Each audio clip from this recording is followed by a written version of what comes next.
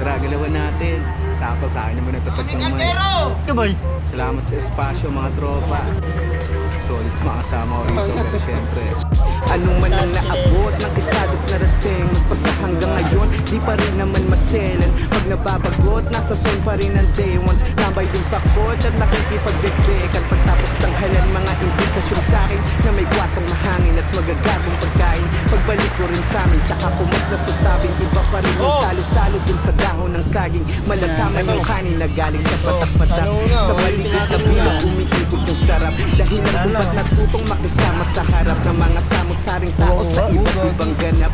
Dama ko yung galak ng mga naiengganyo na alamin lahat, pati buhay na pribado. Di pang karaniwan yung anyo sa entablado, pero mas bilib yung tao sa pagiging ordinaryo. Di binago ng laro, wala na kailangan pang marisan o bihisan para naman ilako. Kilala kung paano magsulat, walang unahang patago. Tumatakbo kabuluhan, kaya di sayang yung tapo. Kausap sarili sa bansa at nagkamali siya.